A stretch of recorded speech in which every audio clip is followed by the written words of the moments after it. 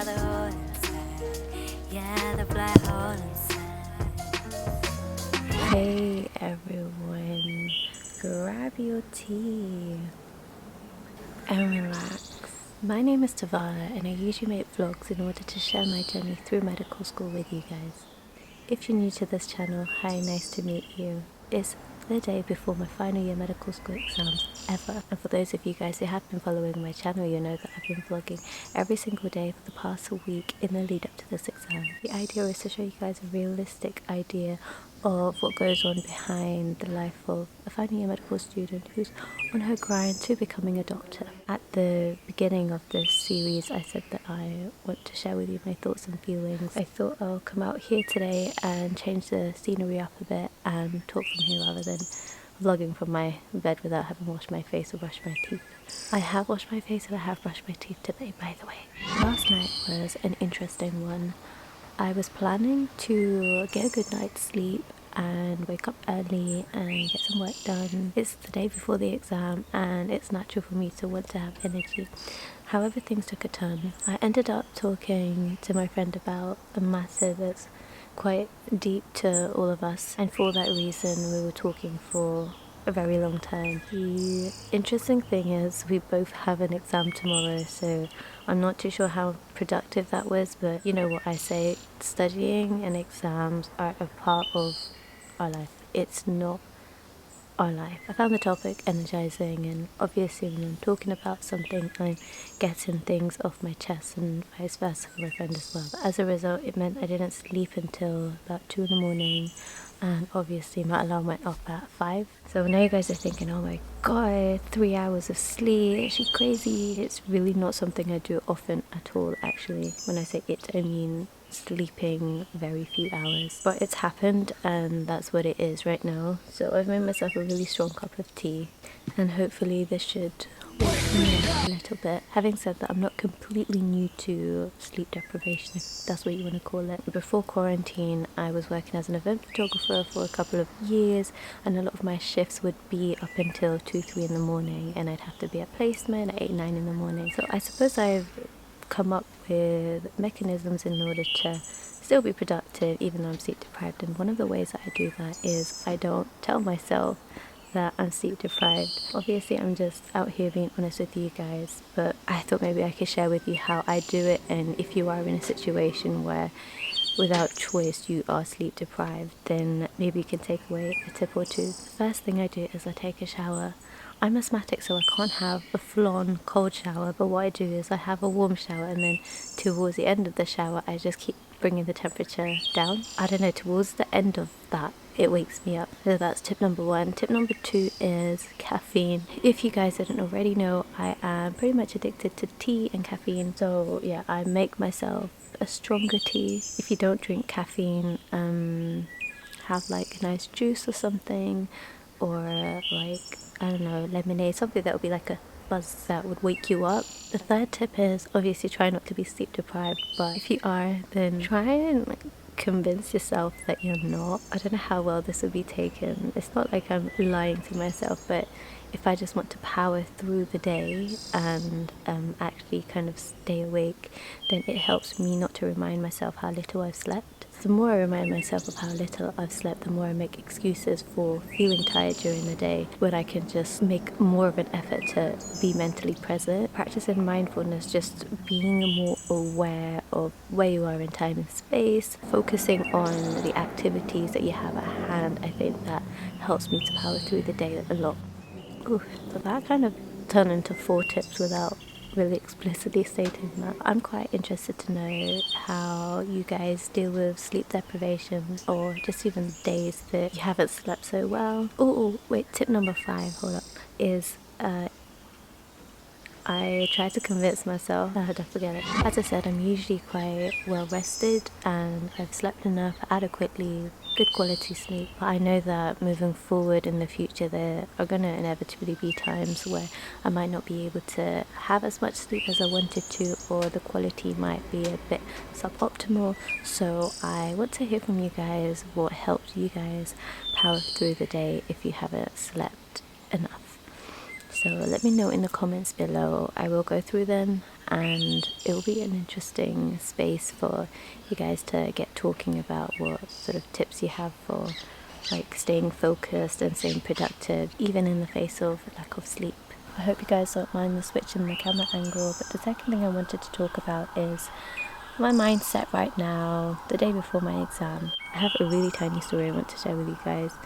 I had this really strange sensation this morning. It's literally never happened before. But when I woke up, obviously having slept only 3 hours, I thought the whole room was shaking. It was really weird. I actually thought there was an earthquake.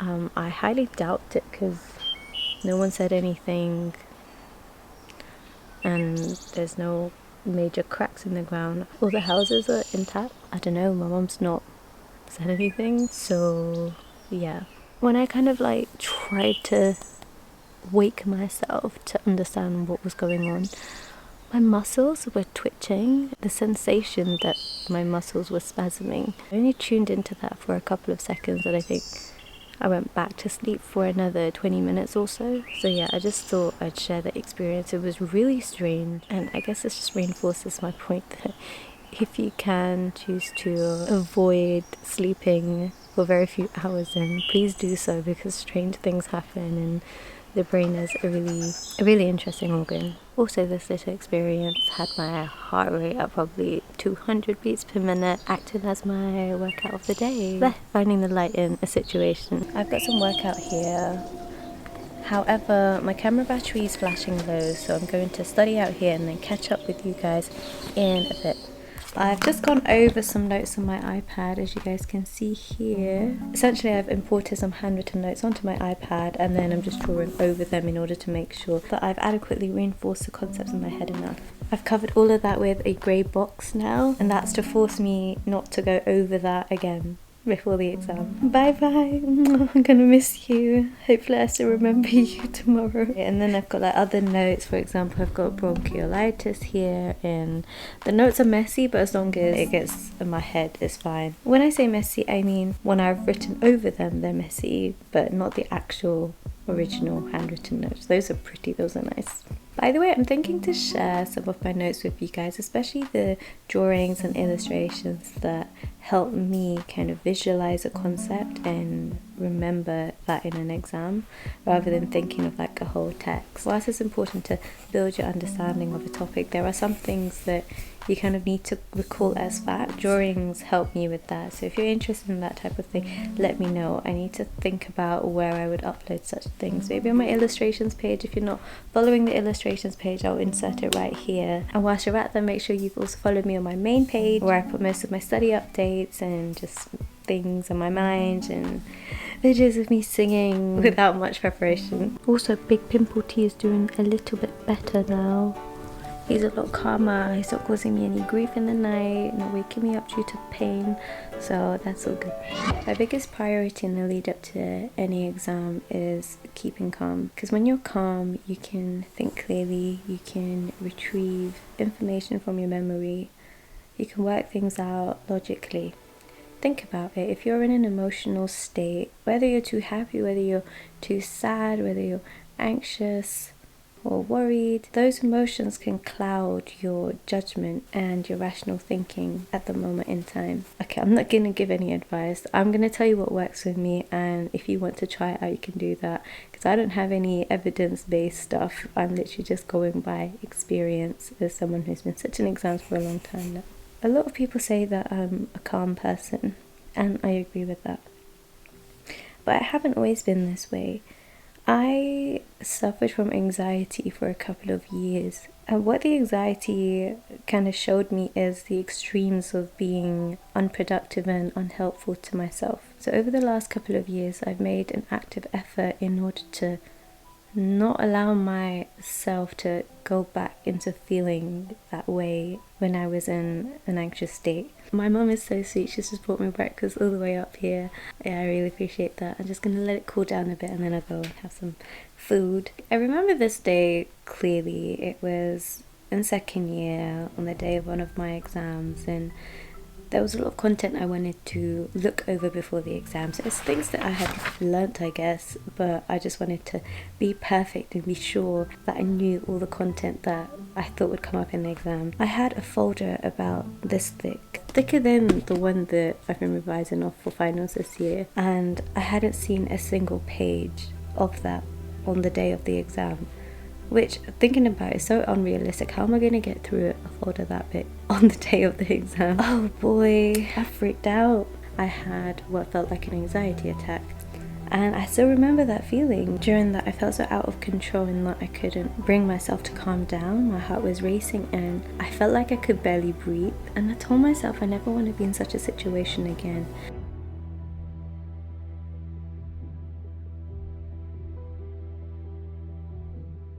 A question I get asked quite frequently is, how do I manage to stay so calm under stressful situations? Yeah, even before an exam, I'm like to people, just grab a tea, relax, take a deep breath, and they're like, how am I gonna relax? It's an exam. Over the last couple of years, I've made an active effort in order to be able to handle my emotions, the way that I feel, my heart rate, under whatever kind of stressful situation I'm in, whether it's an interpersonal thing, whether it's exams, coronavirus, you name it. I thought I could share with you guys things that I do in order to keep calm under pressure. So just to put a disclaimer out there, I'm going to tell you what works for me.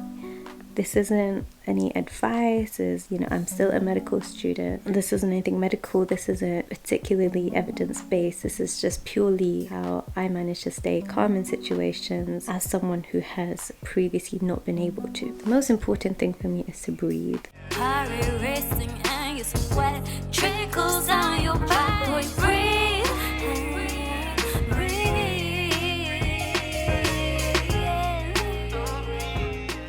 The most important thing for me is to breathe deeply and slowly. And I realized that my camera's about to be full in a couple of seconds, so I'm going to have to continue a bit later.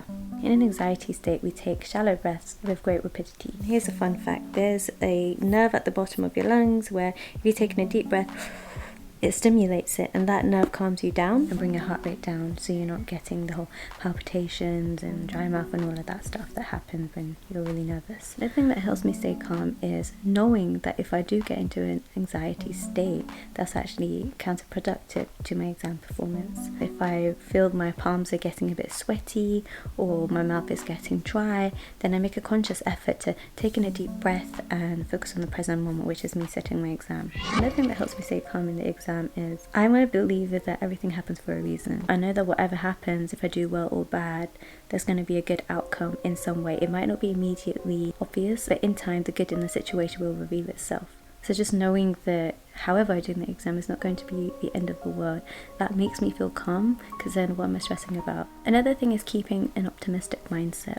I could sit and think about all the things that I don't know from my course, but I know that I've been revising for time now. I've been revising pretty much every single day for the last couple of weeks, months. I've done well enough in exams before, and even though there may be things that I don't know, there were lots of things that I do know. Focusing on what I do know and telling myself I know things, that makes me feel confident enough to approach questions. And even if a question comes up that I don't know much about, I'm calm enough to try and think using logic and just my rational mind. Another thing is trying to minimize the influence of external factors on my exam. By that I mean what I'm wearing, but also what I'm drinking and what I can hear. I tend to take earbuds into the exam because I don't want to be distracted by sound. Additionally, I layer up my clothing. I tend to wear cardigans or things that I can zip down and take off in the exam, so that my body temperature isn't making me feel a certain way, so that I'm not sat there in the exam thinking, oh my god, it's so cold and I'm shivering or I'm sweating. Fun fact, in one of my first ever medical school exams, I actually went to check out